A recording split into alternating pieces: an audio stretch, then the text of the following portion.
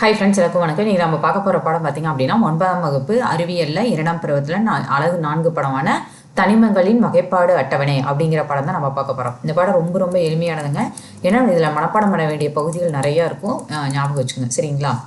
இப்போ பாடத்தில் போகிறதுக்கு முன்னாடி அறிமுகத்தில் என்ன கொடுத்துருக்காங்க அப்படின்னா, இப்போ நமக்கு தெரியும், இப்போ ஸ்கூல்லாம் பார்த்தீங்க அப்படின்னா மாணவர்கள் வந்து இந்த வழிபாட்டு தலங்களை வந்து கரெக்டாக வரிசையாக நின்றுருப்பாங்க. எப்படின்னு பார்த்தீங்கன்னா, இப்போ 10ஆம் வகுப்பு மாணவர்களில் ஒரு லைனாகவும், இப்போ 9ஆம் வகுப்பு மாணவர்கள் ஒரு லைன், இப்போ 8ஆம் வகுப்பு 7ஆம் வகுப்புன்னு இப்படி கரெக்டாக லைன் வரிசையாக நின்றுருப்பாங்க.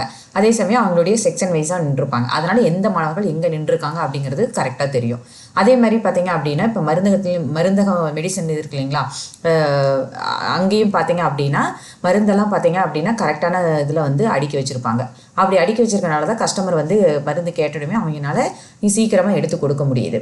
இப்போ நூலகங்கள்லேயும் பார்த்தீங்க அப்படின்னா புத்தகங்கள் எல்லாமே பார்த்தீங்கன்னா சரியான வரிசையில் வந்து அடுக்கி வச்சுருப்பாங்க. வரலாற்று புத்தகம், கணித புத்தகங்கள், இப்போ அறிவியல் சம்மந்தப்பட்ட புத்தகங்கள், அப்புறம் வந்து புதினங்கள், நாவல்கள், இதெல்லாம் எல்லாமே வந்து ஒவ்வொரு புத்தகத்துக்கும் ஒவ்வொரு செக்ஷனாக கரெக்டான வரிசையில் அடுக்கி வச்சுருப்பாங்க. அதனால தான் நம்ம போய் நமக்கு என்ன புத்தகம் வேணுமோ சரியான டைமில் சரியான இடத்துல போய் நம்ம எடுத்துக்க முடியுது. இப்படி வந்து அதே மாதிரி தான் இப்படி கரெக்டான வரிசையில் அடுக்கி வச்சுருந்தா தான் அதை வந்து எடுக்கிறதுக்கும் பயன்படுத்துறதுக்கும் நமக்கு சரியாக இருக்கும். ஓகேங்களா? ஆனால் அதே மாதிரி இப்போ தனிமங்களும் பார்த்திங்கன்னா அதிகமாக இருக்குது. இப்போ இந்த தனிமங்களும் சரியான வரிசையில் அடுக்கப்பட்டிருந்தா தான் அந்த தனிமத்தினுடைய பண்புகளும் அதனுடைய இயற்பியல் வேதியியல் பண்புகள் எல்லாத்தையுமே நம்ம தெரிஞ்சுக்க முடியும். அதனால தான் அறிவியல் என்ன பண்ணாங்க அப்படின்னா தனிமங்களை வந்து வகைப்படுத்தினாங்க. ஓகேங்களா? தனிமங்களை வந்து கரெக்டான ஒரு தொகுதியாகவும் வரிசையாகவும் வகைப்படுத்தினால தான் இன்னைக்கு வரைக்கும் நம்ம தனிமங்களை வந்து சரியான தனிமங்களை எடுத்து அதனுடைய பண்புகள் என்னென்னு தெரிஞ்சுக்க முடியுது. அதை வந்து கரெக்டான விதத்தில் பயன்படுத்தவும் முடியுது. ஓகேங்களா?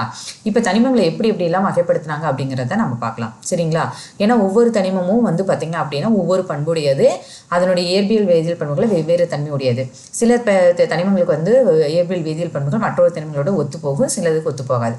இவற்றை எல்லாமே அடையாளம் காண்பதற்கு தனிமங்களை வந்து வகைப்படுத்துதல் வந்து ரொம்ப முக்கியம் அப்படின்னு சொன்னாங்க. இப்போ 1800 பார்த்தீங்க அப்படின்னா 31 தனிமங்கள் மட்டுமே இருந்தது. ஓகேங்களா?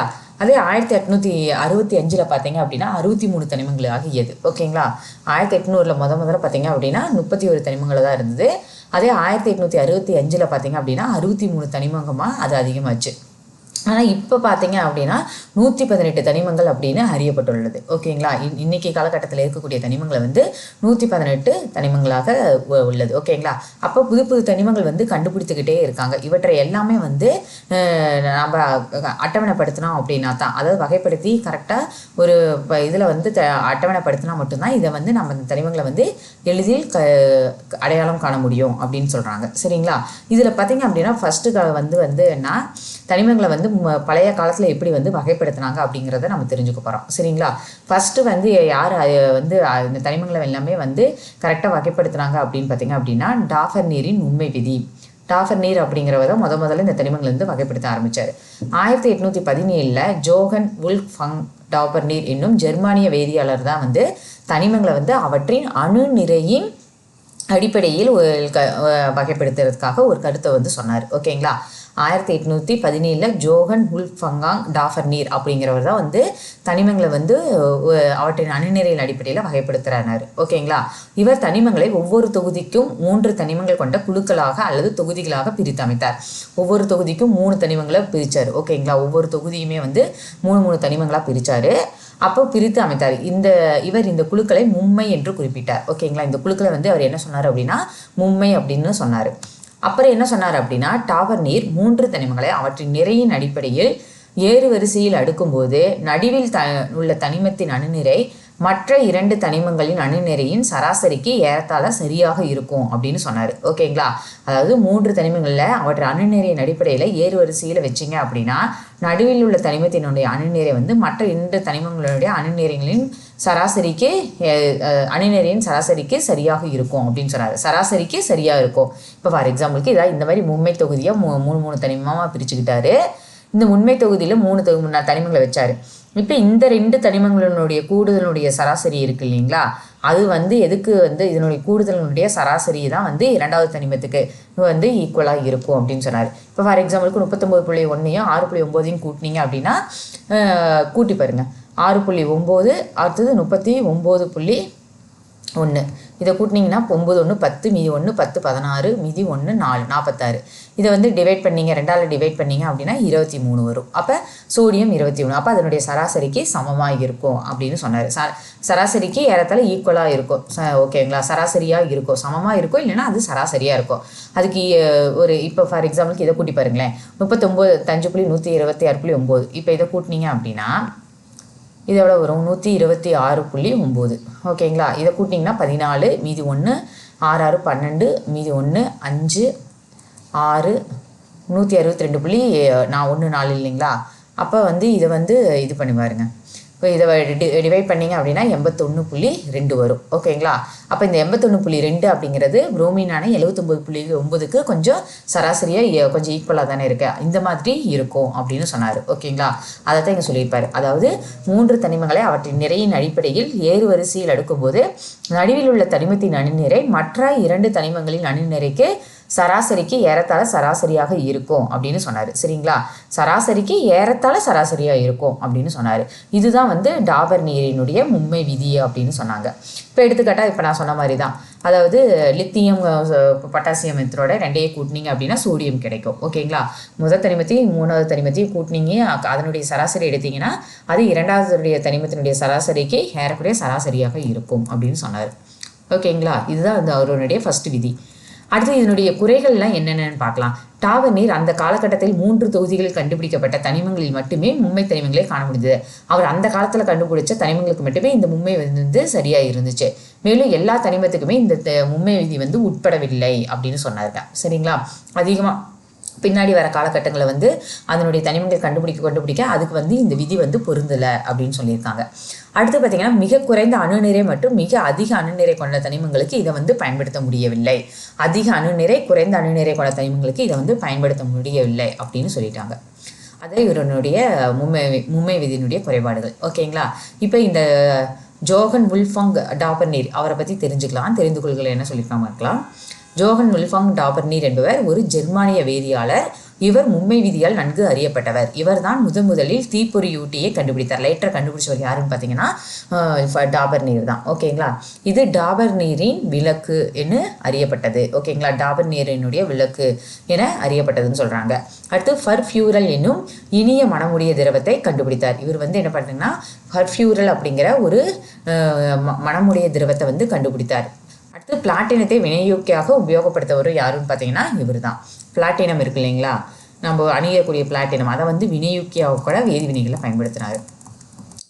அதுக்கடுத்து வந்து பார்த்தீங்கன்னா 2வது விதி பார்த்தீங்கன்னா நியூலாந்தின் எண்ம விதி. ஓகேங்களா, அடுத்த விதி நியூலாந்தின் எண்ம விதி. 1866 பார்த்தீங்க அப்படின்னா ஜான் நியூலாந்து அப்படிங்கிறவர் 56 அறியப்பட்ட தனிமங்களை அவற்றின் அணுநிறையின் அடிப்படையில் ஏறு வரிசையில் ஒழுங்கமைத்தார். ஓகேங்களா, 1864 56 தனிமங்கள் இருக்குது. அதை வந்து ஒரு ஏறு வரிசையில் வந்து 8 தனிமங்களாக வந்து இவர் வரிசைப்படுத்துகிறார். 7 அணுநிறையின் அடிப்படையில் ஏறு வரிசையில் ஒழுங்கமைக்கிறார்.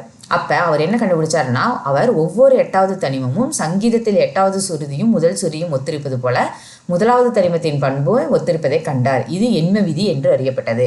அதாவது முதல் தனிமத்தினுடைய பண்பும் 8வது தனிமத்தினுடைய பண்பும் ஒரே மாதிரி இருக்குது அப்படின்னு சொன்னார். இப்போ எப்படி சங்கீதத்தில் பார்த்தீங்கன்னா சரிகம பத நிசா சா ஃபஸ்ட் எழுத்தும் சா கடைசி எழுத்தும் சா இல்லைங்களா, அதே மாதிரி ஒரு தனிமத்தில் வந்து பார்த்தீங்கன்னா ஏறு வரிசையில் அந்த அணுநிறை அடிப்படையில் வந்து இது வகைப்படுத்திட்டு அதனுடைய முதல் தனிமத்தினுடைய பண்பும் அதனுடைய 8வது தனிமத்தின் பண்பும் ரெண்டும் சமம் இதாக இருக்குது ஒத்து இருக்குது அப்படின்னு கண்டுபிடிச்சார். சரிங்களா, இதே போலவே அதாவது கர்நாடக சங்கீதத்தில் எண்மம் என்பது சரிகம பதனிசா, இங்கு முதல் ச கடைசி சா ஆக வருவதையும் காணலாம். இதே போலவே நியூலாந்தின் அடிப்படையில் அட்டவணையில் பார்த்தீங்க அப்படின்னா 8வது தனிமம் ஃப்ளூரின். ஓகேங்களா, இது முதல் தனிமம் ஹச்சை வந்து பண்புகளில் ஒத்திருக்கிறது அப்படின்னு சொன்னாங்க. சரிங்களா, அதான் இந்த மாதிரி தான் அட்டவணையில் பாருங்கள். ஃபஸ்ட்டு தனிமம் ஹச் ஹைட்ரஜன். ஓகேங்களா, இதே 8வது தனிமம் ஃப்ளூரின், அதே வந்து அதுக்கு 15வது தனிமம் குளோரின், அதே சமயம் 22. இந்த மாதிரி 8 தனிமங்களாக வந்து அதனுடைய பண்புகளை ஒத்திருக்கிறது அப்படின்னு இவர் வந்து தனிமங்களை சொன்னார். சரிங்களா, இதுதான் வந்து நியூலாந்தினுடைய எண்மை விதி. 8 தனிமமாக வந்து இவர் வந்து சொன்னார். 1வது தனிமம் 8வது தனிமம் அதுக்கப்புறம் 15 22 இதெல்லாம் பார்த்தீங்கன்னா ஒவ்வொன்றா ஒத்திருக்கிறது அப்படின்னு சொல்லிட்டு இருந்தார். சரிங்களா, இவருடைய இதில் வந்து என்னென்ன குறைபாடுகள்னு அப்படின்னு பார்க்கலாம். இரண்டு வேறுபட்ட தனிமங்கள் ஒரே இடத்தில் வைக்கப்பட்ட நிகழ்வுகள் நடைபெற்றது. அதாவது 2 வேறுபட்ட தனிமங்கள் பார்த்தீங்க அப்படின்னா ஒரே இடத்துல அதனுடைய தனிமங்கள் வந்து வெவ்வேறு ஆனால் வந்து ஒரே இடத்துல வைக்கப்பட்டது அப்படின்னு சொன்னாங்க, நடைபெற்றது அப்படின்னாங்க. எடுத்துக்காட்டாக பார்த்தீங்கன்னா கோபால்ட்டும் நிக்கலும். அடுத்து 2வது பாயிண்ட் என்ன பார்த்தீங்கன்னா முற்றிலும் மாறுபட்ட பண்புகளை உடைய சில தனிமங்கள் அதே தொகுதியில் வைக்கப்பட்டன. ஓகேங்களா. எடுத்துக்காட்டாக பார்த்தீங்கன்னா கோபால்ட், நிக்கல், பல்லடியம், பிளாட்டினம் மற்றும் இரிடியம் இவைகள் ஹாலஜன்கள் தொகுதியில் அமைக்கப்பட்டன. அதாவது வேறுபட்ட பண்புகள் கொண்ட தனிமங்கள் கூட ஒரே தொகுதியில் வைக்கப்பட்டது மிகப்பெரிய ஒரு குறையாக இருந்துச்சு. அதுக்கடுத்து பார்த்தீங்க அப்படின்னா எண்ம விதியானது கால்சியத்தை காட்டிலும் அதிக அணுநிறை கொண்ட தனிமங்களுக்கு ஏற்புடையதாக இல்லை. அதாவது கால்சியத்தை விட அதிகமாக அணுநிறை கொண்ட தனிமங்களுக்கு இது ஏற்புடையதா இல்லை அப்படின்னு சொன்னாங்க. நியூலாந்து அட்டவணையானது 56 தனிமங்களுக்கு மட்டுமே போடப்பட்டது. பிற்காலத்தில் கண்டுபிடிக்கப்பட்ட கூடிய தனிமங்களுக்கு இடமில்லை. இவருடைய தனிம அட்டவணை பார்த்தீங்க அப்படின்னா 56 தனிமத்துக்கு மட்டும்தான் இருந்துச்சு. பிற்காலத்தில் கண்டுபிடித்த தனிமங்களுக்கு அந்த அட்டவணையில் இடம் இல்லை அப்படின்னாங்க. பிற்காலத்தில் கண்டுபிடிக்கப்பட்ட அரிய வாயுக்களான மந்தவாயு, நியான், ஆர்கான் இது எல்லாமே 9வது தனிமத்திற்கும் இது முதலாம் தனிமத்திற்கும் மொத்த பண்பை காண்பித்தது. ஓகேங்களா. அதாவது பிற்கால கண்டுபிடிக்கப்பட்ட அரிய வாயுக்கள் இது எல்லாமே பார்த்தீங்க அப்படின்னா 9வது தனிமத்திற்கும் இவர் வந்து என்ன சொன்னது 1க்கும் 8க்கும் தான் வந்து ஒரே பண்புகள் சொன்னாங்க. ஆனால் இதில் வந்து பிற்காலத்தில் கண்டுபிடித்த தனிமங்களில் 1வது தனிமத்துக்கும் 9வது தனிமத்துக்கும் ஒரே மாதிரி பண்பு இருக்கிறத காண்பித்தது. இது வந்து இதுக்கு வந்து ஒரு குறைபாடாக இருந்தது. ஓகேங்களா. எடுத்துக்காட்டாக பார்த்தீங்கன்னா ஃப்ளூரின் மற்றும் சோடியம் இதற்கு இடையில் வைக்கப்பட்ட நியான் வந்து ஒரே மாதிரி ஒத்த பண்பாக இருந்தது. ஆனால் இவர் 8வது தனிமம் தான் சொன்னார். ஆனால் 9வது தனிமமுக்கும் இது பொருந்தி இருந்தது. அதனால் இவரது வந்து ரொம்ப ஒரு குறைபாடாக இருந்தது அப்படின்னு சொல்கிறாங்க. அடுத்து இவரை பற்றின ஒரு தெரிந்து கொள்ளுதல் என்ன கொடுத்துருக்காங்கன்னு பார்க்கலாம். ஜான் நியூலாந்து என்பவர் அதாவது 1837 பிறந்து 1898 மறைஞ்சார். ஸ்காட்லாந்தின் ஒரு வேதியியல் பகுத்தாய்வாளர். இவர் டாஃபர்னின் உண்மை விதியை தொடர்ந்து ஆராய்ந்து 1865 பார்த்தீங்கன்னா எண்மை விதியை வெளியிட்டார். ஓகேங்களா. இவர் வந்து மும்மை விதியை ஆராய்ஞ்சு தான் எண்மை விதியை வந்து வெளியிட்டார் அப்படின்னு சொன்னாங்க. இந்த விதியின்படி கொடுக்கப்பட்டுள்ள தனிமங்கள் எதுவாக இருந்தாலும் அதனிலிருந்து 8வது இடத்தில் அமைந்துள்ள தனிமத்திற்கு இணையான பண்புகளை காண்பிக்கும். அதாவது எந்த தனிமமாக இருந்தாலும் சரி அதிலிருந்து 8வது தனிமம் வந்து அதனுடைய பண்பை காமிக்கும் அப்படின்னு சொன்னார். சரிங்களா.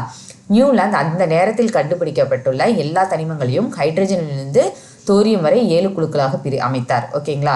நியூலாந்து வந்து என்ன பண்ணார் அப்படின்னா அந்த நேரத்தில் கண்டுபிடிக்கப்பட்ட எல்லா தனிமங்களுக்கும் ஹைட்ரஜன்லேருந்து தோரியம் வரை 7 குழுக்களாக அமைத்தார். இதே அவர் சங்கீதத்தின் 7 ஸ்வரங்களோடு தொடர்புபடுத்தினார். இவரின் அட்டவணையில் தனிமங்கள் அவற்றின் அணு எடையின்படி வரிசைப்படுத்தப்பட்டு அவற்றிற்கு ஏற்றாற் போல எண் கொடுக்கப்பட்டது அப்படின்னு சொல்றாரு. டிமிட்ரி மெண்டலிவ் மற்றும் லோதர் மேயருக்கு அடுத்தாற்போல் இவர் மதிப்பிற்குரிய டேவி பதக்கத்தை 1887 பெற்றார் அப்படின்னு சொல்றாங்க. சரிங்களா. அடுத்தது பார்த்தீங்கன்னா மென்டலீவின் தனிம வரிசை அட்டவணை. மென்டலீவின் தனிம வரிசை அட்டவணை என்னன்னு பார்க்கலாம். 1869 பார்த்தீங்கன்னா ரஷ்ய வேதியியலாளர் டிமிட்ரி மென்டலீவ் அப்படிங்கிற தனிமங்களின் பண்புகள் அவைகளின் அணுநிறையின் அடிப்படையில் அடுக்கப்படும் பொழுது ஒரு குறிப்பிட்ட இடைவெளிக்கு பிறகு மறுபடியும் வருவதை கண்டறிந்தார். ஓகேங்களா. 1869 பார்த்தீங்க அப்படின்னா ரஷ்ய வேதியியலாளர் ஓகேங்களா டிமிட்ரி மென்டலீவ் தான் வந்து அவற்றை வந்து தனிமங்களை வந்து அணுநிறையில வந்து அடுக்கணும்னா அது ஒரு குறிப்பிட்ட இடைவெளிக்கு பிறகு மறுபடியும் வர்றது கண்டறிஞ்சார். சரிங்களா. இப்போ ஃபார் எக்ஸாம்பிளுக்கு ஒரு தனிமத்தை முதல் இடத்துல வச்சுட்டீங்க அப்படின்னா இல்லை 4வது இடத்துல வச்சுட்டீங்க அப்படின்னா அதுக்கப்புறம் பார்த்தீங்கன்னா ஒரு 12வது இடத்துல மறுபடியும் அதே தனிமம் வர்றத மாதிரி இவர் கண்டுபிடிச்சார். சரிங்களா. இதன் அடிப்படையில் அவர் தனிம ஆவர்த்தன விதியை வந்து உருவாக்குனார். அது என்னன்னு பார்த்தீங்கன்னா தனிமங்களின் இயற்பியல் மற்றும் வேதியியல் பண்புகளானது அவற்றின் ஆவர்த்தன செயல்பாடுகளை பொறுத்தது. தனிமங்களின் இயற்பியல் மற்றும் வேதியியல் பண்புகள் அவற்றின் ஆவர்த்தன செயல்பாடுகளை பொறுத்தது அப்படின்னு சொன்னார். இவர் அந்த நேரத்தில் அறியப்பட்ட 56 தனிமங்களை இந்த விதியின் அடிப்படையில் அமைத்தார். அப்போ கண்டுபிடிச்ச 56 தனிமங்களையுமே இந்த விதியினுடைய அடிப்படையில் இவர் வந்து மாற்றி அமைக்கிறார். இது தனிம அட்டவணையின் சுருக்கம் அப்படிங்கிறது சொன்னாங்க. தனிம அட்டவணையின் சுருக்கம் என்பதாக அறியப்படுகிறது. மென்டலீஃபுடைய தனிம வரிசை அட்டவணை எப்படி இருக்குன்னு பார்க்கலாம். இதில் 8 நீண்ட செங்குத்து கோடுகளும் 7 படுக்கை கோடுகளும் அல்லது கிடைமட்ட கோடுகளும் காணப்படுகின்றன. அதாவது மென்டலீஃபில் பார்த்தீங்க அப்படின்னா 8 தொகுதிகளும் ஓகேங்களா. இந்த மாதிரி 8 தொகுதி 1 2 3 4 5 6 7 8 தொகுதிகளும் அடுத்து வந்து 7 கிடைமட்ட கோடுகள் இந்த மாதிரி கிடைமட்ட கோடுகள் இருக்கு இல்லையா 1 2 3 4 இந்த மாதிரி 7 கிடைமட்ட கோடுகளும் காணப்பட்டது. அதை வந்து வரிசைன்னு சொல்லுவாங்க. இப்படி இருக்கிறத வரிசை. ஓகேங்களா. இது வந்து வரிசை. அது இப்படி வருது செங்குத்து கோடுகள். இதைத்தான் வந்து தொகுதி. ஓகேங்களா. இது தொகுதி இப்படி வரிசை. ஸ்கூலில் வரிசையாக உட்காந்துருக்காங்கன்னு சொல்லியிருக்காங்க. அதான் இது வரிசை. ஓகேங்களா. ரோவாக இருக்கிறது வரிசை. இதே செங்குத்து கோடாக இருக்கிறது தொகுதி. இதை ஞாபகம் வச்சுக்கோங்க. செங்குத்து கோடாக இருக்கிறது தொகுதி, கிடைமட்ட கோடாக இருக்கிறது வரிசை. அப்போ ஒவ்வொரு தொகுதிக்கும் 2 துணை தொகுதிகள் ஏ அண்ட் பி உண்டு அப்படின்னு சொன்னார். இப்போ ஒரு தொகுதி எடுத்துக்கிட்டோம், இப்படி ஃபஸ்ட்டு தொகுதி எடுத்துக்கிட்டோம்னா அதுக்கு ஏபி அப்படிங்கிற 2 துணை தொகுதி இருக்குது அப்படின்னு சொன்னார். ஒரு தொகுதியில் காணப்படும் எல்லா தனிமங்களும் மொத்த பண்புகளை பெற்றிருக்கும். இப்போ ஒரு தொகுதியில் ஒரு தனிமம் இருக்குது அப்படின்னா அது எல்லா பண்புகளுமே ஒத்திருக்கும். இப்போ ஒரு தொகுதி எடுத்துக்கிட்டோம் அப்படின்னா இதுதான் ஒரு தொகுதி இல்லைங்களா? இருங்க, தொகுதிங்கிறது இதுதான். இப்போ இந்த ஒரு தொகுதி எடுத்துக்கிட்டோம் அப்படின்னா இதில் இருக்கிற எல்லா தனிமங்களும் அதனுடைய பண்புகளில் ஒத்திருக்கும். இப்போ ஒரு தொகுதி அப்படின்னா அதுக்கு ஏபி அப்படிங்கிற 2 துணை தொகுதி இருக்கும். புரியுதுங்களா? அடுத்து முதன்முறையாக தனிமங்கள் விரிவாக சரியான முறையில் வகைப்படுத்தப்பட்டன. இதனால் ஒத்த பண்புகளுடைய தனிமங்கள் ஒரே தொகுதியில் வைக்கப்பட்டது. இது வேதியியல் ஆய்வை எளிதாக்கியது. அப்போ முதன்முறையாக தனிமங்கள் எல்லாமே சரியான முறையில் வகைப்படுத்துறது இந்த மென்டலிஃப் இதனுடையது தான். இதனால் இது வேதியியல் பண்புகளுக்கு இது ரொம்ப உதவியாக இருந்தது அப்படின்னு சொல்கிறாங்க. ஒத்த பண்புகளுடைய தனிமங்கள் ஒரே தொகுதியில் வைக்கப்பட்டு வகைப்படுத்தப்பட்ட போது சில தனிமங்கள் அவற்றிற்கான தொகுதியில் வைக்கப்பட முடியாமல் போனது கண்டறியப்பட்டது. இந்த மாதிரி ஒத்த பண்புகளுடைய தொகுதிகள் எல்லாமே ஒரே தொகுதியில் வச்சாங்க. ஆனால் சில தனிமங்களை ஒரே தொகுதியில் வைக்க முடியலை அப்படின்னு சொன்னாங்க. ஏன்னா அவற்றிற்கு தீர்மானிக்கப்பட்ட அணு நிறை தவறு அப்படின்னு சொன்னாங்க. ஓகேங்களா? ஏன்னா சில தனிமங்களுக்கு அதனுடைய பண்பு ஒத்து இருக்குது, ஆனால் வைக்க முடியல. ஏன்னா அதனுடைய அணு நிறை தவறாக கண்டுபிடிச்சிருந்தாங்க. எடுத்துக்காட்டாக முதலில் பெர்லியத்தினுடைய அணு நிறை 14ன்னு சொன்னாங்க. ஆனால் மென்டலிஃப் தான் மறுபடியும் அதை ஆராய்ச்சி செஞ்சு 9 அப்படின்னு கண்டறிஞ்சார். ஓகேங்களா? சரியான தொகுதியில் வச்சு 9, அதனுடைய அணு நிறை 9 அப்படின்னு கண்டுபிடிச்சு அதை சரியான தொகுதியில் வச்சார். ஓகேங்களா? அந்த நேரத்தில் கண்டுபிடிக்கப்படாத தனிமங்களுக்குமே அவர் அட்டவணையில் இடம் விட்டார் அப்படின்னு சொன்னாங்க. ஓகேங்களா? அவைகளின் பண்புகள் கூட முன்னறியப்பட்டதாக அமைந்தது. ஓகேங்களா? அதை இந்த தனிமத்தில் ஒரு காலியான இடம் விடுறாங்க இல்லையா? இப்போ இந்த மாதிரி வகைப்படுத்திட்டாங்க. இந்த இதுக்கும் தனிமம் வரும் அப்படின்னு சொல்லி அந்த பண்புகளை கூட அந்த மென்டலிஃப் சொல்லியிருந்தார். ஓகேங்களா? இதனால் என்னென்னா அந்த தனிமம் என்ன அப்படிங்கிறத கண்டுபிடிக்கிறதுல ரொம்ப ஆர்வமாக இருந்தாங்க அறிஞர்கள்லாம். சரிங்களா? இப்போ எடுத்துக்காட்டாக பார்த்தீங்கன்னா மென்டலிஃப் அலுமினியம் மற்றும் சிலிக்கானுக்கு கீழே வரக்கூடிய தனிமங்களுக்கு அலுமினியம் மற்றும் எடுத்துக்காட்டாக அலுமினியம் மற்றும் சிலிக்கான் என பெயரிட்டிருந்தார். அதாவது அலுமினியம் சிலிக்கானுக்கு கீழே வரக்கூடிய அந்த தொகுதியில் கூட அந்த தனிமம் வரும் அப்படிங்கிறத ஏற்கனவே அவருக்கு பெயர் வச்சிருந்தார். மேலும் அவற்றின் பண்புகள் இவ்வாறு தான் இருக்கும், அதனுடைய பண்புகள் கூட இப்படி தான் இருக்கும் அப்படின்னு அவர் கணிச்சு வச்சிருந்தார். ஓகேங்களா? அவரது காலத்திலேயே பின்னர் கண்டுபிடிக்கப்பட்ட ஜெர்மானியம் அவருடைய கூற்றை சரி செய்தது அப்படின்னு சொல்கிறாங்க, சரியாக நிரூபிச்சது அப்படின்னு சொல்கிறாங்க. அதாவது அவர் ஏற்கனவே இப்போ அந்த கேப்பெல்லாம் விட்டு வச்சிருந்தார். இந்த இடத்துல இந்த தனிமம் வரும், அதுக்கு இந்த பண்புகளை பெற்றிருக்கும் அப்படின்னு சொல்லியிருந்தார். ஓகேங்களா? அது அப்பயே அவர் காலத்தில் ஜெர்மானிங்கிற தனிமத்தை கண்டுபிடிச்சாங்க. அவர் சொன்ன மாதிரியே அந்த தனிமம் அதனுடைய பண்பு தான் பெற்றிருந்தது அப்படிங்கிறதும் நிரூபிக்கப்பட்டுச்சு அப்படின்னு சொன்னாங்க. இதனுடைய சில குறைபாடுகள் இருந்தது, என்னன்னு பார்க்கலாம். பண்புகளில் அதிக வேறுபாடுள்ள தனிமங்களும் ஒரே தொகுதியில் வைக்கப்பட்டன. அதாவது அதனுடைய பண்புகளில் அதிக வேறுபாடுள்ள தனிமங்களும் ஒரே தொகுதியில் வைக்கப்பட்டது. எடுத்துக்காட்டாக பார்த்தீங்கன்னா கடின உலோகங்களாகிய செம்பு மற்றும் வெள்ளி மின் உலோகங்களாகிய சோடியம் பொட்டாசியத்தோடு ஒரே தொகுதியில் வைக்கப்பட்டுச்சு அப்படின்னு சொல்கிறாங்க. அடுத்து பார்த்தீங்க அப்படின்னா ஹைட்ரஜனுக்குங்கிற ஒரு தனி இடம் கொடுக்கப்பட முடியவில்லை. அலோகமாகிய ஹைட்ரஜன், லித்தியம், சோடியம் மற்றும் பொட்டாசியம் போன்ற மின் உலோகங்களோடு ஒரே தொகுதியில் வைக்கப்பட்டது. மின் உலோகத்தோட இந்த ஹைட்ரஜனும் லித்தியமும் வச்சதா சொல்கிறாங்க. கூடிக்கொண்டே செல்லும் அணுநிறை என்னும் விதியை சில வேளைகளில் கடைபிடிக்க முடியவில்லை. அதாவது அணுநிறை அதிகமாகிட்டே போகும் அப்படிங்கிற விதியை கடைபிடிக்க முடியவில்லை அப்படின்னு சொல்கிறாங்க. எடுத்துக்காட்டாக கோபால்ட், நிக்கல், டி அண்ட் அயோடின் இதுக்கெல்லாம் அதை அந்த அணுநிறை விதியை கடைபிடிக்க முடியவில்லை அப்படின்னு சொல்கிறாங்க. அடுத்து ஓரக தனிமங்கள், அதாவது ஐசோடோப்புகள்னு சொல்கிறோம் இல்லைங்களா, என்பது ஒரு தனிமத்தின் அணுக்கள் வேறுபட்ட அணு நிறையை கொண்டுள்ளிருக்கும். ஒரே தனிமத்தின் அணுக்கள் வேறுபட்ட அணு நிறையை கொண்டுள்ளது தான் ஐசோடோப்புகள் அப்படின்னு சொல்லுவான். அப்படி என்றால் வேறுபட்ட நிறையுடைய இவைகளுக்கு வேறு இடம் கொடுக்கப்பட்டிருக்க வேண்டும். ஆனால் தனிம வரிசை அட்டவணையில் அவ்வாறு இல்லை அப்படின்னு சொல்லியிருந்தாங்க. அதாவது வேறுபட்ட அணு நிறை கொண்ட தனிமங்களுக்கு வேறு இடம் கொடுத்துருக்கணும் இல்லையா, அந்த மாதிரி கொடுக்கல அப்படின்னு சொல்லியிருந்தாங்க. இதெல்லாம் அதனுடைய குறைபாடாக சொல்லியிருந்தாங்க. அடுத்து மென்டலிஃபை பற்றி ஒரு தெரிந்து கொள்கையில் என்ன கொடுத்துருக்காங்கன்னு பார்க்கலாம். டிமிட்ரி ஐவோனிஸ் மென்டலிஃப் அப்படிங்கிறவர் 1834 1907 வரைக்கும் வாழ்ந்தவர். இவர் ஒரு ரஷ்ய நாட்டு வேதியியல் அறிஞர் மற்றும் கண்டுபிடிப்பாளர். இவர் தனிமங்களின் ஆவர்த்தன அட்டவணையை உருவாக்கினார். இதை கொண்டு ஏற்கனவே கண்டுபிடிக்கப்பட்ட தனிம பண்புகளில் திருத்தம் செய்தார். இனி கண்டுபிடிக்க வேண்டிய 8 தனிமங்களின் பண்புகள் இவ்வாறு தான் இருக்கும் என்று முன்னறிந்து கூறியவரும் இவர் தான். 8 தனிமங்கள் கண்டுபிடிக்க வேணும் அப்படிங்கிறத சொன்னது இவர் தான். இவர் பெட்ரோலியத்தின் தனிம கூறுகள் குறித்தும் கூறினார். பெட்ரோலிய வேதிப்பொருள்களுக்கு இந்த பெட்ரோலியம் ஒரு முக்கிய மூலமாக இருக்கும் என்பதை அடையாளம் கண்டதால் ரஷ்யாவில் முதல் எண்ணெய் சுத்திகரிப்பு நிலையம் உருவாக உதவியாக இருந்தது. இவர் நவீன தனிம வரிசை அட்டவணையின் தந்தை அப்படின்னு அழைக்கப்பட்டார். ஓகேங்களா, நவீன தனிம வரிசை அட்டவணையின் தந்தை அப்படின்னு அழைக்கப்பட்டவர் யாருன்னா மெண்டலீஃப் தான். ஞாபகம் வச்சுங்க, இது ரொம்ப முக்கியமான கொஸ்டின். அடுத்து இக்காலத்தில் இருக்கிற நவீன கால தனிம வரிசை அட்டவணையை பற்றி பார்க்கலாம். ஓகேங்களா, நவீன கால தனிம வரிசை அட்டவணையை பற்றி பார்க்கலாம்.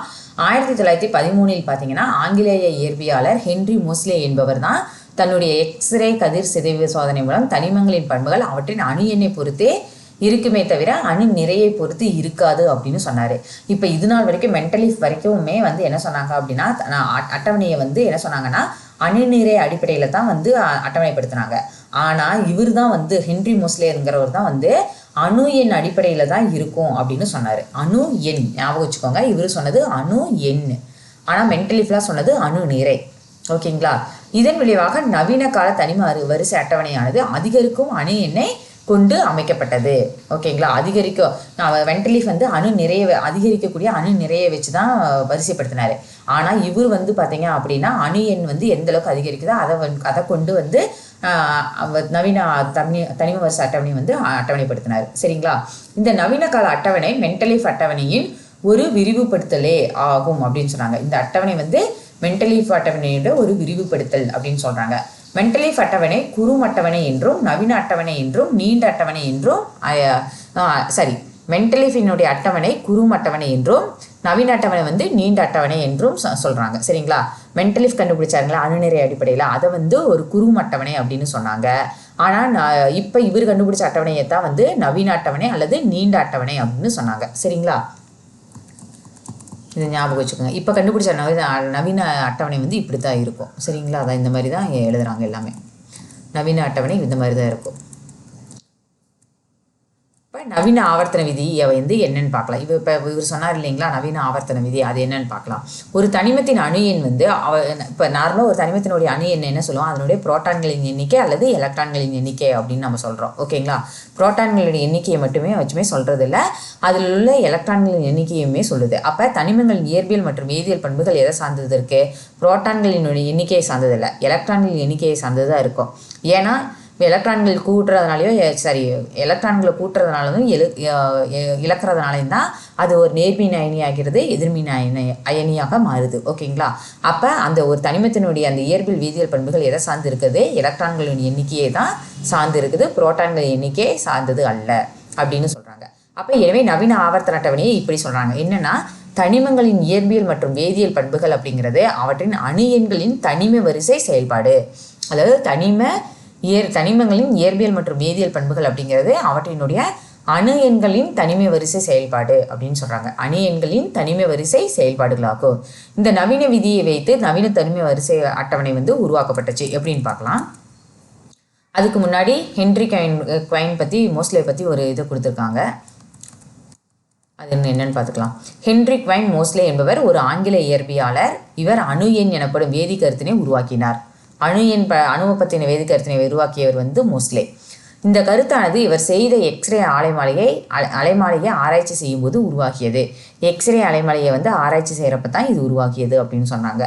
நீல்ஸ் போரின் கொள்கைக்கு சோதனை மூலம் முதல் நிரூபணம் கொடுத்ததால் அணு இயற்பியல், நியூக்ளியர் இயற்பியல் மற்றும் குவாண்டம் இயற்பியலை உயர்நிலை அடைய செய்தது. ஓகேங்களா, அதுபோல் இது போரின் ஹைட்ரஜன் அணு அலைமாலை கொள்கைக்கு அப்பாற்பட்டது. இந்த கொள்கை எர்னஸ்ட் ரூதர்ஃபோர்ட் மற்றும் அண்டோனியஸ் வான் டென் ப்ரூக் மாதிரியை மேம்படுத்த உதவியது. அந்த கொள்கை ஒரு அணு அதன் உட்கருவில் கொண்டிருக்கும் நேர்மின் சுமையே தனிம அட்டவணையில் உள்ள அணு எண்ணுக்கு சமமாகும் அப்படின்னு சொன்னாங்க. ஓகேங்களா, நேர்மின் சுமை தான் அணு எண்ணுக்கு சமம் அப்படின்னு சொன்னாங்க.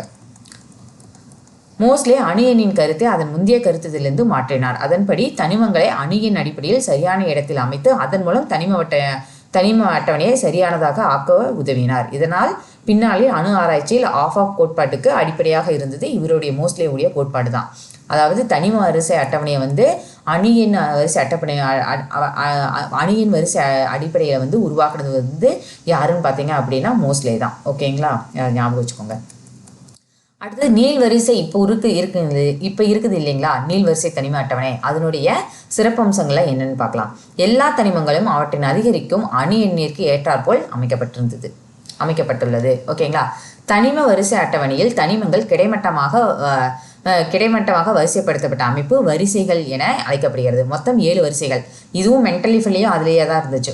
ஓகேங்களா, கிடைமட்ட கோடாக இருந்தது எல்லாமே வரிசைகள், செங்குத்து கோடுகள் எல்லாமே தொகுதிகள்னு சொல்லியிருந்தாங்களா, அதே தான் இங்கேயும் சொல்லியிருப்பாங்க. இதுவும் வரிசைகள் தான், ஆனால் 7 வரிசைகள். ஓகேங்களா, அங்கேயும் 7 வரிசைகள் தான். தனிமங்கள் அவற்றின் அணுக்களில் உள்ள கூடுகளின் எண்ணிக்கைக்கு ஏற்ப அமைக்கப்படும் அப்படின்னு சொன்னாங்க. தனிமங்கள் அவற்றின் அணுக்களில் உள்ள கூடுகளின் எண்ணிக்கைக்கு ஏற்ப அமைக்கப்படும் அப்படின்னு சொன்னாங்க. அதாவது எப்படின்னு பாருங்க, 7 தொகுதிகள் சொன்னாங்க. அது என்னென்ன தொகுதின்னு பாருங்க. ஃபர்ஸ்ட் 1 வந்து கார உலோகங்கள், 2 காரமண் உலோகங்கள், 3 to 12 இடைநிலை உலோகங்கள், 13 வந்து போரான் குடும்பம், 14 கார்பன் குடும்பம், 15 நைட்ரஜன் குடும்பம், 16 வந்து ஆக்சிஜன் குடும்பம் அல்லது சால்கோன் குடும்பம், 17 ஹாலஜன்கள் ஊப்பினிகள் அப்படின்னு சொன்னாங்க. 18 தான் அரிய வாயு மந்த வாயு. இதெல்லாம் இப்படி தான் வந்து ஒவ்வொரு தொகுதியாக பிரித்து வச்சாங்க. சரிங்களா, இப்போ தனிம வரிசை அட்டவணையில் பார்த்தீங்க அப்படின்னா மேலிருந்து கீழாக செங்குத்தாக உள்ள பத்தி வந்து தொகுதிகள். ஓகேங்களா, அதைத்தான் வந்து சொல்லியிருக்காங்களா, மேலிருந்து கீழாக செங்குத்தாக உள்ளது தொகுதிகள். மென்டலிஃபில் சொன்ன மாதிரி செங்குத்தான இது கோடு உள்ளது வந்து தொகுதிகள், கிடைமட்டமாக வரையப்பட்டது எல்லாமே வரிசைகள். அதே தான் இங்கேயும். ஒவ்வொரு தொகுதியிலும் உள்ள தனிமங்களின் பண்புக்கு ஏற்ப இவைகள் பல குடும்பங்களாக பிரிக்கப்பட்டுள்ளன. இப்போ ஒரு தொகுதியில் இருக்க தனிமம் வச்சுருக்கீங்களேன், அந்த பண்புக்கு ஏற்ப ஒவ்வொரு தொகுதியும் வந்து பல குடும்பமாக பிரிக்கப்பட்டாங்க அப்படின்னு சொல்கிறாங்க. 3ஆம் தொகுதியில் வரும் லாந்தனைடுகளும் ஆக்டினைடுகளும் உள் இடைநிலை தனிமங்கள் என்று அழைக்கப்பட்டன. அதாவது 3ஆவது தொகுதியில் வருது இல்லைங்களா, அது வந்து லாந்தனைடுகளும் உள் இடைநிலை தனிமங்கள் அப்படின்னு சொன்னாங்க. ஓகேங்களா, அதாவது ஒவ்வொரு தனிமத்தையும் அங்கே மென்டலிஃபில் சொன்னாங்களே அணு நிறையில் ஒரு செங்குத்து கோடுகள் எல்லாமே தொகுதிகள், கிடைமட்ட கோடுகள் வரிசைகள். அதே தான் இங்கேயும். ஒவ்வொரு தொகுதியிலும் அங்கே ஏபின்னு 2 துணை தொகுதியாக பிரித்தாங்க. ஆனால் இங்கே வந்து பல தொகுதிகளாக ஒவ்வொரு தொகுதியும் வந்து பல குடும்பங்களாக பிரித்தாங்க. ஓகேங்களா, அதுக்கு கீழே நிறைய குடும்பங்களும் இருந்துச்சு. சரிங்களா, அடுத்து தெரிந்து கொள்கைகள் என்ன கொடுத்துருக்காங்கன்னு பார்க்கலாம். IUPAC என்பது ஒரு சர்வதேச நிறுவனங்களின் கூட்டமைப்பு. இது பன்னாட்டு தனி மற்றும் பயன்பாட்டு வேதியியல் ஒன்றியம் என தமிழில் அழைக்கப்படுகிறது. ஓகேங்களா, இது தமிழில் என்ன சொல்கிறாங்க அப்படின்னா பன்னாட்டு தனி மற்றும் பயன்பாட்டு வேதியியல் ஒன்றியம் என தமிழில் அழைக்கப்படுகிறது. இதில் பார்த்தீங்கன்னா பல நாட்டு வேதியியலாளர்கள் உறுப்பினர்களாக உள்ளனர். இது சுவிட்சர்லாந்தில் உள்ள ஜூரிச் என்னும் இடத்தில் பதியப்பட்டுள்ளது. ஓகேங்களா, ஜூரிச் அப்படிங்கிற இடத்துல தான் இருக்குது. மற்றும் இந்த நிறுவனத்தின் செயலகம் வந்து அமெரிக்காவில் உள்ளது அப்படின்னு சொல்கிறாங்க. ஓகேங்களா, அடுத்தது மேலும் தெரிந்து கொள்ள என்ன கொடுத்துருக்காங்க. IUPAC என்னும் IUPACனால் அறிமுகப்படுத்தப்பட்ட புதிய தனிமங்கள் என்னென்னு பார்க்கலாம்.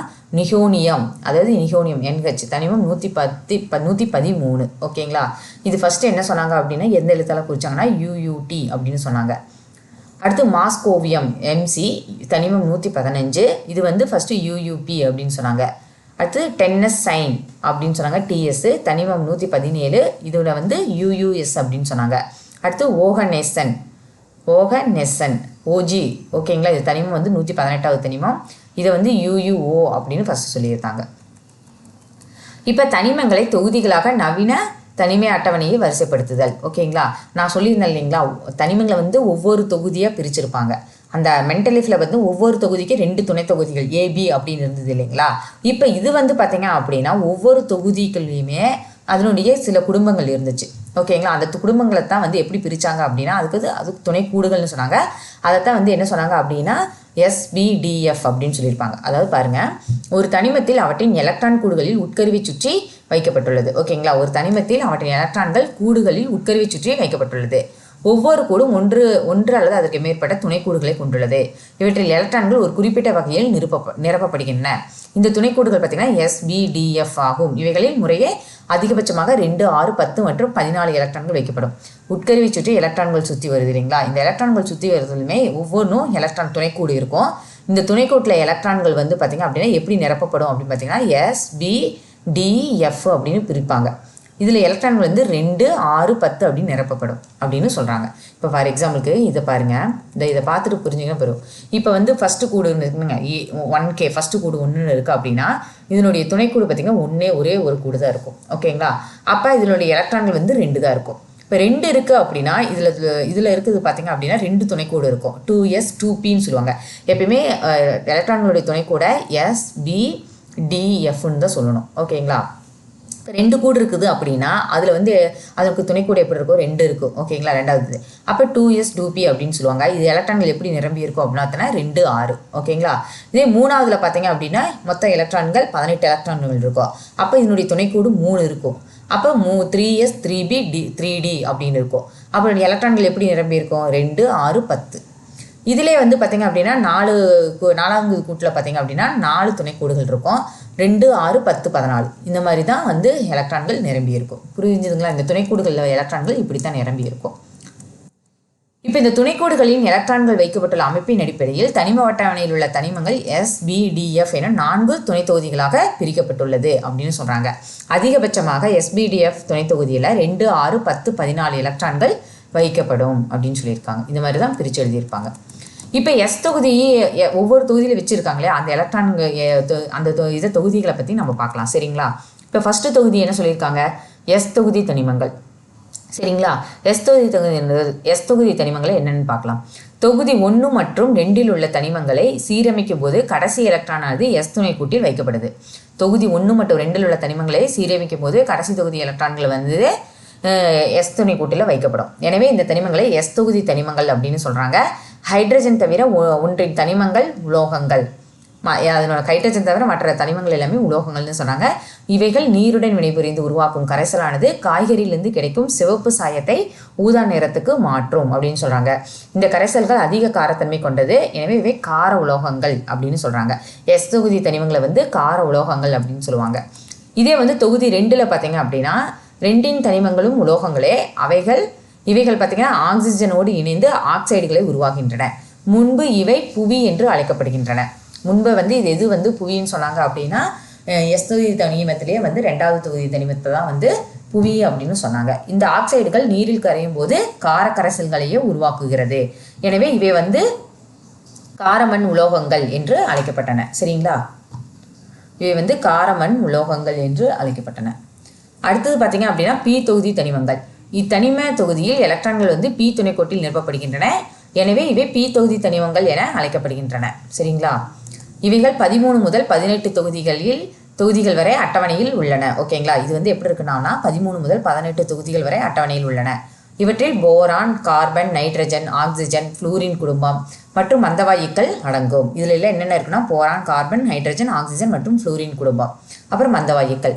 பி தொகுதி பெரிய அளவில் வேறுபட்ட தனிமங்களின் சங்கமம். இந்த பி தொகுதிங்கிறது பெரிய அளவில் வேறுபட்ட தனிமங்களுடைய சங்கமம்னு சொல்கிறாங்க.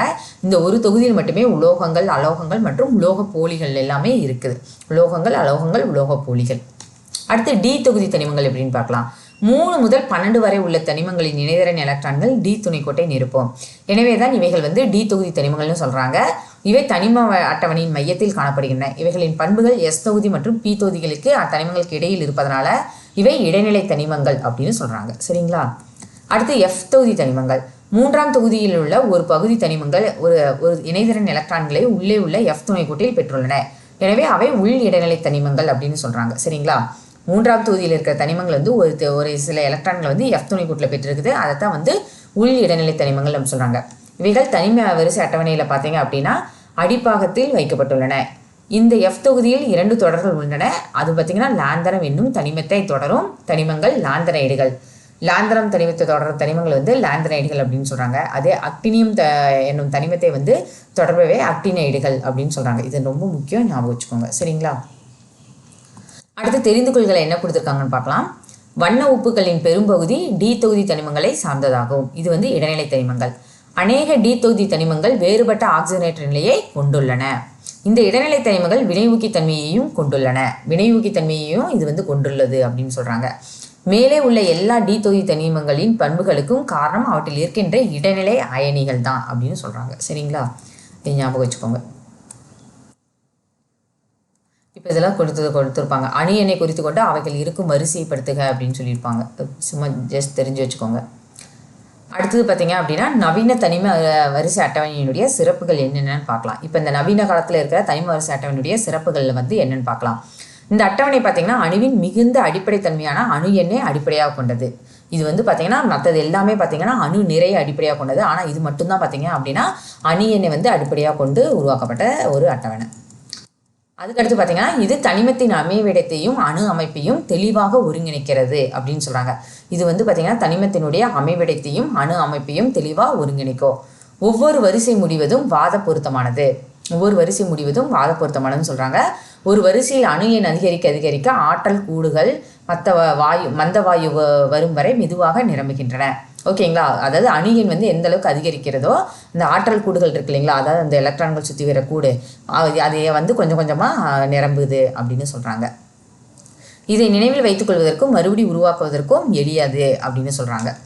அடுத்து ஒவ்வொரு தொகுதியும் தற்சார்பு உடையது. இதனால் துணை தொகுதிகள் வேண்டாம் என முடிவு செய்யப்பட்டது. ஒவ்வொரு தொகுதியும் வந்து தற்சார்பு உடையது, ஆனால் துணை தொகுதிகள்லாம் தேவையில்லை அப்படின்ட்டாங்க. ஒரு தனிமத்தின் ஐசோடோப்புகள் ஒரே அணு எண்ணை கொண்டுள்ளதால் அவற்றுக்கும் ஒரே அமைவிடம் போதும் என எடுத்துக்கொள்ளப்பட்டது. ஓகேங்களா?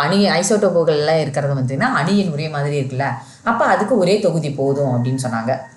அடுத்து 8ஆம் தொகுதியின் அமைவிடமும் சரி என நிரூபிக்கப்பட்டது. அதாவது மென்டலிஃபின் அட்டவணை அதனுடைய அமைவிடமும் சரி அப்படிங்கிறது நிரூபிக்கப்பட்டது. எல்லா இடைநிலை தனிமங்களும் வலப்பாகத்திற்கும் இடப்பாகத்திற்கும் இடையில் இருப்பதால் அவை நடுவில் கொண்டு வரப்பட்டன. எல்லா இடைநிலை தனிமங்களும் வலப்பாகத்திற்கு இடப்பாகத்திற்கு இடையில் இருந்ததுனால அதை நடுவில் கொண்டு வரப்பட்டது அப்படின்னு சொல்கிறாங்க. இந்த அட்டவணை வந்து உலோகங்களையும் அலோகங்களையும் தனித்தனியாக பிரிச்சுது அப்படின்னு சொல்கிறாங்க. அதாவது அலோகங்கள் அட்டவணையின் மேல் வலது மூலையில் இருந்தன.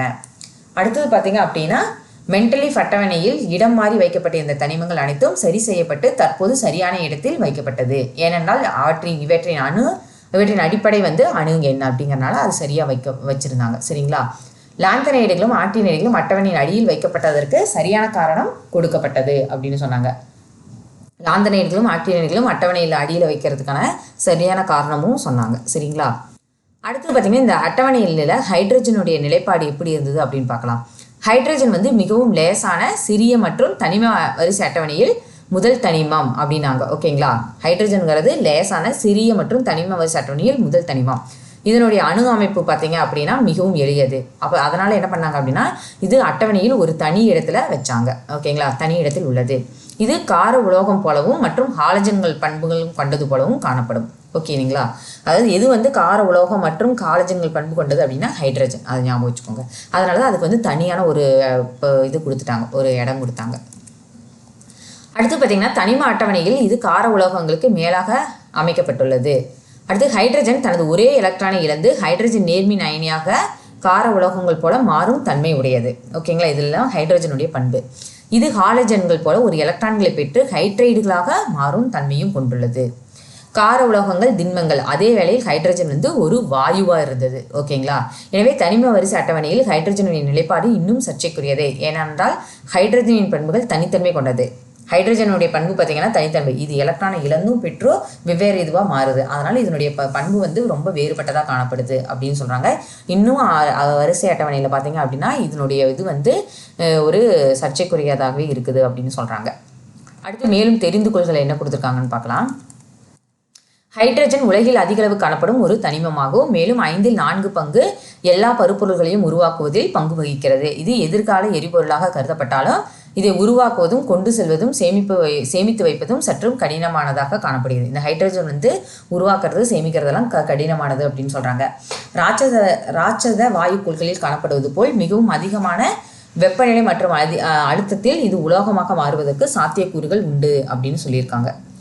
ராட்சத வாயுக்கள் என்பது மிக அதிகமாக ஹைட்ரஜன் மற்றும் ஹீலியம் போன்ற வாயுக்கள் மற்றும் நடுவில் மிகச்சிறிய பாறை போன்ற அமைப்பை கொண்டது. நமது சூரிய குடும்பத்தில் வியாழன், சனி, யுரேனஸ் மற்றும் நெப்டியூன் இவங்கெல்லாம் வந்து இப்படிப்பட்ட கோள்கள் அப்படின்னு சொல்லியிருக்கிறாங்க. இதெல்லாம் சும்மா தெரிஞ்சு கொள்கள்ல. அடுத்து மந்த வாயுக்களுடைய நிலைப்பாடு எப்படி இருக்குன்னு பார்க்கலாம். இந்த நவீன தனிம வரிசை அட்டவணையில் மந்த வாயுக்களுடைய நிலைப்பாடு எப்படி இருக்குன்னு பார்க்கலாம். ஹீலியம், நியான், ஆர்கான், கிரிப்டான், ஷீனான் மற்றும் 18ஆம் தொகுதியில் உள்ள ராடான் போன்ற தனிமங்கள் அரிய வாயுக்கள் அல்லது மந்த வாயுக்கள் அப்படின்னு சொல்லியிருக்காங்க என அழைக்கப்படுகின்றன. இவை ஓரணு தனிமங்கள். ஓகேங்களா, ஓரணு தனிமங்கள் மற்ற பொருட்களுடன் அவ்வளவு எளிதில் வினைபுரிவதில்லை. இவை மிகச்சிறிய அளவிலே காணப்படும். எனவே இவை அரிய வாயுக்கள் அப்படின்னு சொல்றாங்க. இவைகளுக்கு நிலையான அணு அமைப்பு உள்ளதால் இவைகள் மிகவும் மந்த நிலையில் காணப்படுகின்றன. இவைகளின் அணு அமைப்பை மாற்றுறது ரொம்ப கடினம். ஏன்னா இதெல்லாம் நிலையானதாக இருக்கும். அதனால எதுவுமே வினை புரியாது, எலக்ட்ரானை ஏற்கவோ இழக்கவோ செய்யாது. ஓகேங்களா, அதனால தான் இதை மந்த வாயுக்கள் அப்படின்னு சொல்றாங்க. கொஞ்சமாக இருக்கனால இதை அரிய வாயுக்கள் அப்படின்னு சொல்றாங்க. இப்போ எக்ஸாம்பிளுக்கு பார்த்தீங்கன்னா ஹீலியத்தினுடைய அணியன் பார்த்தீங்கன்னா 2. அப்போ அந்த எலக்ட்ரான் 2 தான் இருக்கும். நியான் 10னா 2 8. அப்போ அந்த 2வது கூடு முழுமையடைஞ்சுது.